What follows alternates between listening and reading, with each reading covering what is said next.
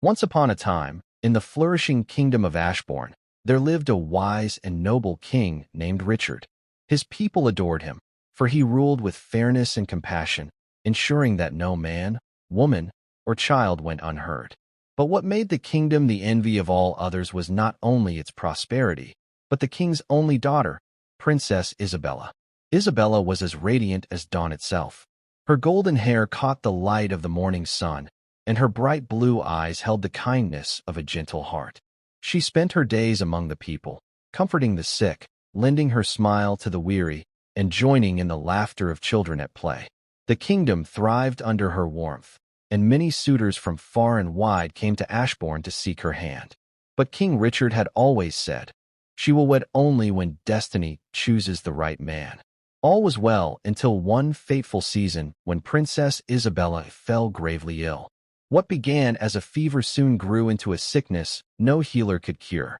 The physicians tried every herb, every potion, and every prayer, but Isabella's light grew dimmer with each passing day. In despair, the king turned to ancient legends. It was whispered that only the heart of the fire dragon, a beast dwelling in the burning lands of the lava peaks, could restore her. With a heavy heart, King Richard declared before his people, "Whoever dares to enter the lava peaks, slay the dragon, and return with its heart shall not only save my daughter, but also win her hand in marriage, and with it, the future throne of Ashbourne." The proclamation spread across the kingdom, stirring hope, fear, and ambition in the hearts of men. The king's challenge traveled quickly through Ashbourne. In taverns, marketplaces, and distant towns, men spoke of it with both awe and dread. Hundreds dreamed of riches and glory, but most trembled at the thought of facing the dragon, a beast of fire, said to be as old as the mountains themselves. Among the many volunteers, two men stood out above all others. The first was Nathaniel, a seasoned warrior with a brave heart and steady mind. He was known for defending Ashbourne from raiders and carried himself with quiet confidence. The second was Gregory, equally strong in build but reckless and arrogant. Gregory boasted loudly that he alone would bring back the dragon's heart, scorning all who doubted him. When both men stood before King Richard, the great hall fell silent. The king looked upon them gravely. "The path to the lava peaks is treacherous. This is no quest for glory. It is a test of life and death. You go not for yourselves, but for the life of my daughter and the fate of this kingdom. If you dare, swear your oath." Nathaniel bowed deeply, his words steady. "I swear, my king, I will face the fire itself if it means saving Princess Isabella." Gregory smirked and slammed his fist to his chest. "I swear as well.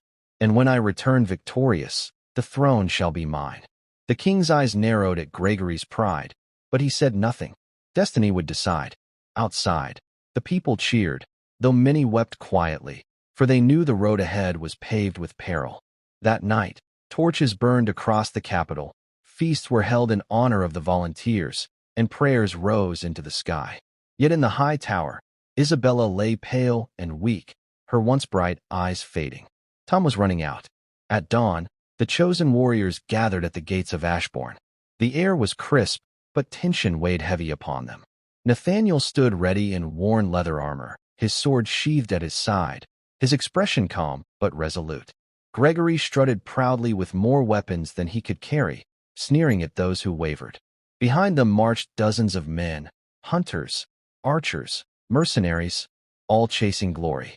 Yet as they left the safety of Ashbourne, the reality of the quest settled upon them. The road to the lava peaks was long and unforgiving. They crossed lush meadows, then dense forests where shadows played tricks on their eyes. They forded rivers whose wild currents nearly swept them away. Some men grew weary, but Nathaniel kept them moving, encouraging the faint-hearted. "We fight not for ourselves," he reminded them, "but for the princess, for the kingdom, and for those who will come after us." Gregory mocked him openly. "Save your speeches, Nathaniel. It is strength, not words, that wins battles." His arrogance caused quarrels among the men, threatening their unity. Still, the lure of the princess's hand and the king's fortune kept them from turning back. After many days, the land began to change. The green faded into barren rock, and the air grew hotter. The ground smoked, and in the distance, the peaks glowed red with fire. The lava peaks loomed ahead, alive with heat and menace. The warriors trembled, for they knew the dragon awaited. Nathaniel gripped his sword tightly and whispered a prayer. The true test of courage was about to begin. The warriors marched onward until the fertile lands of Ashbourne were far behind. Soon, the earth beneath their boots grew cracked and blackened. Smoke hissed from the ground, and rivers of molten rock glowed in the distance. The lava peaks stood before them like towering giants, their summits glowing red with eternal fire. Fear began to settle into the men's hearts. They had left behind the green meadows of home, and now each step carried them closer to death. Some whispered prayers, clutching charms tied around their necks. Others marched in silence, their eyes fixed on the fiery horizon. Nathaniel kept them steady, his voice calm, his gaze unwavering. Stay close. Do not lose your courage now. The beast we face is fear itself, even before the dragon. His words gave the men a fragile strength. Gregory, however, laughed at their trembling. Pathetic, he sneered, slamming his spear into the ground. Do you quake at smoke and fire? Watch me when the dragon falls beneath my blade. Then you'll see what a true warrior looks like. Nathaniel did not reply. Pride was louder than wisdom, and Gregory's arrogance would one day cost him. Suddenly, the ground trembled beneath them. Cracks split the earth, spewing plumes of flame. From the smoke emerged creatures unlike any the men had seen before. Towering fire guardians, beings of molten stone and burning eyes. Their claws glowed white-hot, their bodies dripping sparks with every step. The warriors froze in terror. These were not mere beasts of the wild. These were the gatekeepers of the dragon's lair. Nathaniel drew his sword, the blade catching the glow of fire. Hold your ground, he commanded, his voice firm as iron. The first true battle of the journey had begun.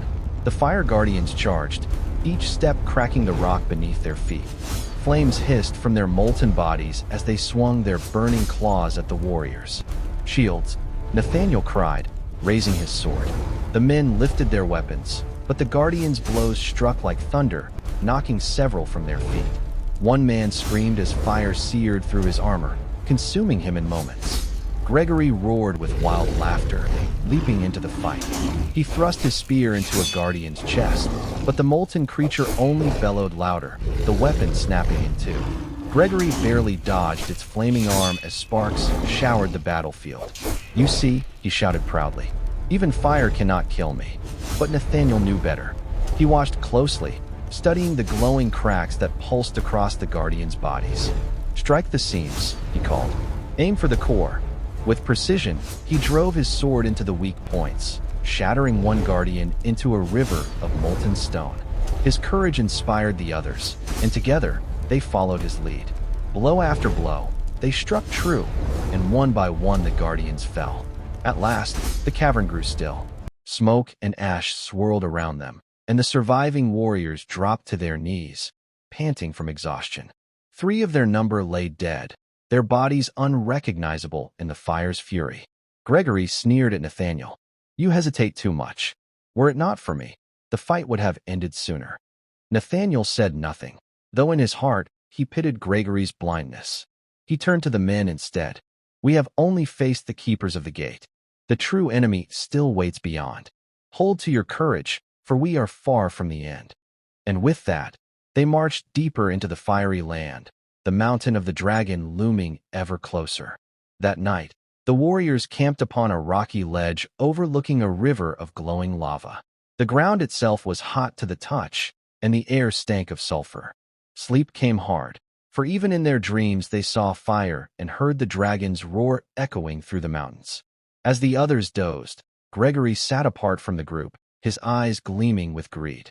He thought of the king's words, riches beyond measure, and the hand of Princess Isabella. But in his mind, he twisted the promise. Why should Nathaniel share in my glory? Why should anyone? The throne will be mine alone. Moving silently, he crept through the camp, dagger in hand. He hovered over Nathaniel, who lay asleep with his sword by his side. For a moment, Gregory considered ending his rival then and there. But as he raised the blade, Nathaniel stirred, his hand tightening instinctively on his sword hilt. Gregory froze, then pulled back, retreating into the shadows. Instead, He chose another form of treachery. Slipping toward the supplies, he gathered the last of the food and water and tossed them into the glowing river below.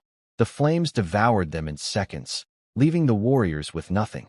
By dawn, when the men awoke, panic spread. "Our supplies are gone," one shouted. "We cannot go on without them." Gregory feigned outrage, pretending to search for answers. "Perhaps the spirits of fire stole them," he suggested slyly. But Nathaniel's sharp eyes lingered on him. He said nothing, though in his heart he knew the truth. Despite their loss, Nathaniel stood tall before the men. "We must go on. The dragon's heart is our only hope. If we turn back now, all we've suffered will be for nothing." And so they pressed forward, hunger gnawing at their bellies and mistrust festering in their ranks. Nathaniel knew then. The greatest danger was not only the dragon, it was the betrayal among them. Once upon a time, the path into the lava peaks grew narrower and more treacherous. Blackened cliffs rose high on both sides, glowing with streaks of molten fire. The air was suffocating, thick with smoke that clawed at their lungs. Every step burned beneath their boots, as though the mountain itself was alive and trying to swallow them whole. The warriors grew weaker, their strength drained not only by hunger but by the constant heat. Their armor scorched their skin, and sweat poured from their brows. One man collapsed, his body too weak to carry on. Nathaniel lifted him onto his shoulders, refusing to leave anyone behind. Gregory scoffed at this. "Let the weak die? They are only a burden," he growled. Yet Nathaniel pressed forward, his voice steady. "A true leader carries more than a sword. He carries the lives of those who follow." At last, they reached a towering arch of black stone, the entrance to the dragon's domain. Strange symbols, carved in glowing red, pulsed like living veins across the archway. The ground trembled as if the mountain itself were warning them away. Nathaniel placed his hand upon the stone. "This is the point of no return," he said quietly. The men nodded, though fear flickered in their eyes. Beyond the arch, darkness waited, broken only by the faint glow of fire. The dragon's lair was near. Once upon a time, as the warriors passed beneath the arch, the air grew colder, though the heat of the mountain still pulsed beneath their feet.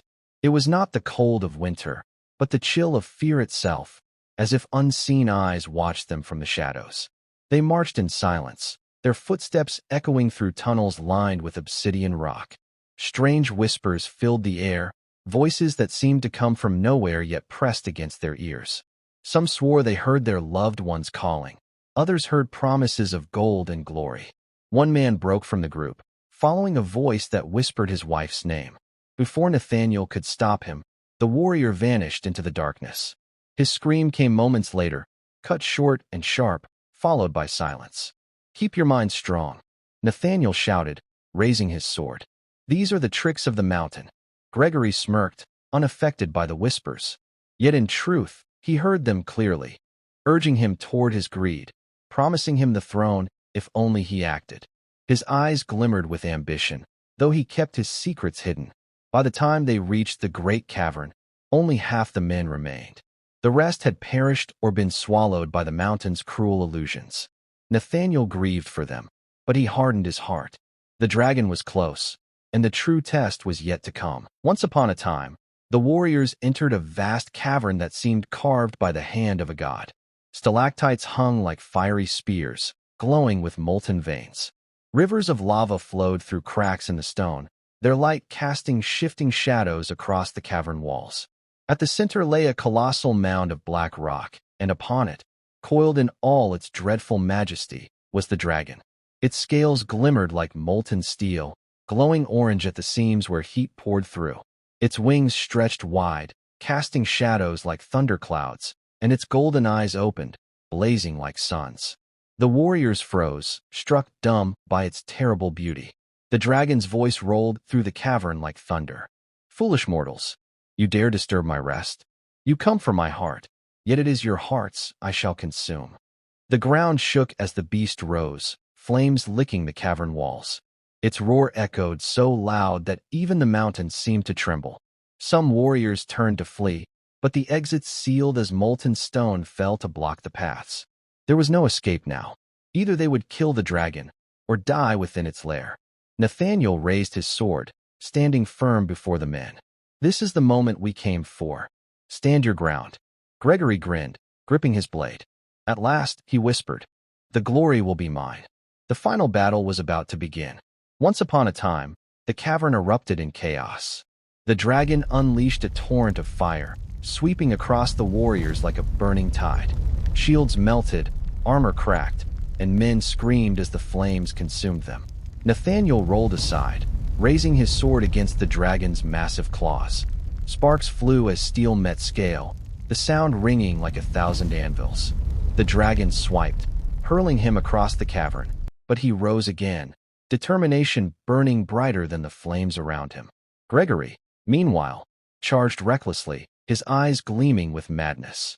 Face me, beast, he roared, thrusting his spear toward the dragon's chest.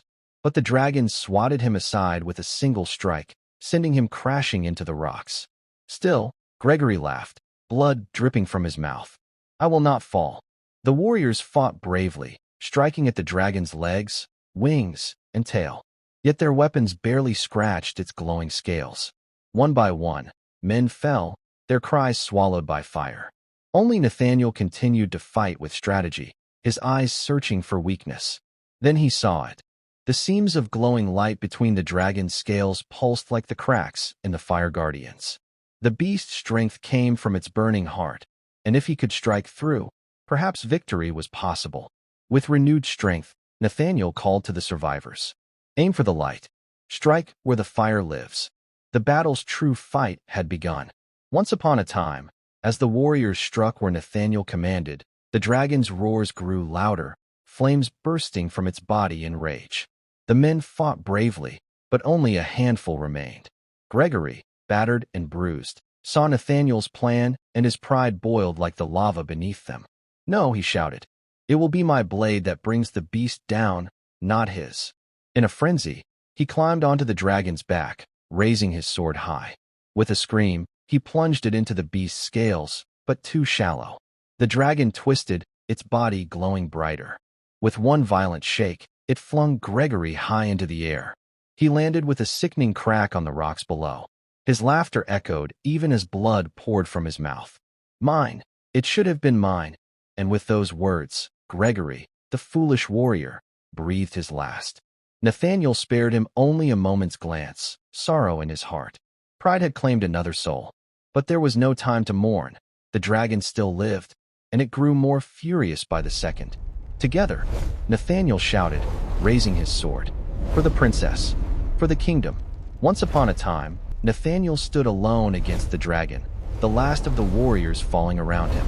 His body ached, his armor cracked, and his sword was chipped, but his spirit burned brighter than the fire surrounding him. The dragon lunged, its jaws snapping shut inches from his head. Nathaniel rolled aside, climbing onto the beast's foreleg. With every ounce of strength, he drove his sword into the glowing seam of its chest. The dragon shrieked, its body convulsing with fire.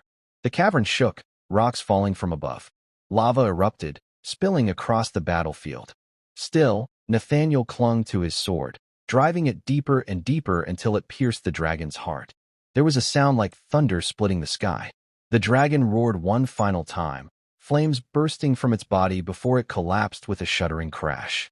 The fire faded, leaving behind only smoke, silence, and the stench of ash. From within its chest, Nathaniel pulled the heart, a glowing ember, pulsing with the heat of life itself. He held it high, his body trembling with exhaustion. The dragon was dead. The battle was won. But as he stood among the ruins, Nathaniel knew this was not only the end of the dragon, it was the beginning of his destiny. Once upon a time, Nathaniel staggered from the cavern, the dragon's glowing heart clutched tightly in his hand. His body was battered, his sword broken, but his spirit carried him forward. Behind him, the cavern collapsed, burying the beast forever beneath molten rock. The path down the mountain was no kinder than the ascent. Lava spewed from cracks, and ash rained from the sky. Alone, Nathaniel pressed on, his breath ragged, every step heavy as though the mountain tried to claim him too. At one point, his knees buckled, and he nearly fell into a rushing river of fire. But as he caught himself, he thought of Princess Isabella, the girl pale upon her bed, her life fading with every hour. Her image burned in his mind, stronger than his pain, and it gave him the strength to rise again. Days passed, each one stretching into an eternity. Nathaniel descended the lava peaks at last, his body weak, but his resolve unbroken. When he reached the outer plains, the villagers who once doubted him fell to their knees, weeping with awe. The heart of the dragon, he whispered hoarsely, holding it aloft. For the princess, for the kingdom. And with that, he set his eyes on the castle, his journey not yet complete. Once upon a time, Nathaniel entered the great hall of the castle. The people parted in silence, their eyes wide at the sight of the dragon's glowing heart, still pulsing like a living ember. King Edward rose from his throne, his face filled with shock, pride, and relief. You have done the impossible," the king whispered, his voice breaking. Nathaniel fell to one knee, offering the heart. For the princess, for the kingdom. At once, the royal healers took the heart and placed it into a golden chalice. They ground it into glowing fragments and mixed it with sacred herbs. The liquid shimmered with fiery light, as though holding the essence of life itself. Princess Isabella, pale and frail upon her bed, was given the potion. Her lips touched the glowing drink, and for a moment all held their breath. Then, her eyes fluttered open, their brightness restored. Color returned to her cheeks, and she drew in a deep, steady breath. The king wept openly, clutching his daughter's hand. "She lives. By God above, she lives." Once upon a time, the bells of the kingdom rang louder than they ever had before. Word spread quickly. The dragon was slain, the princess healed, and the kingdom saved. Thousands gathered in the streets, their cheers rising like thunder as Nathaniel stood before the palace gates. King Edward placed a heavy crown upon his brow, not of kingship, but of honor. "Nathaniel," he proclaimed, "you came not for glory, nor for riches, but for love and duty. You alone returned where all others perished. My daughter owes her life to you, and my kingdom owes you everything." Princess Isabella stepped forward, her beauty radiant once more. She looked into Nathaniel's eyes, her voice soft but strong. "You have given me back my life, and for that, I give you my heart."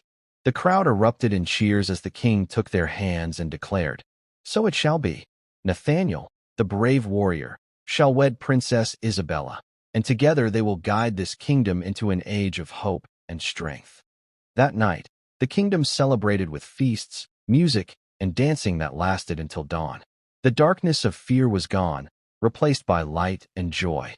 And though many lives had been lost, the people found hope again in the courage of one man who dared to face the impossible. Thus ended the tale of the dragon's heart, a story of bravery, sacrifice, and true love. And now, dear reader, the tale is yours. Do you believe Nathaniel's courage was destiny or choice? What would you have done if faced with the dragon's fire?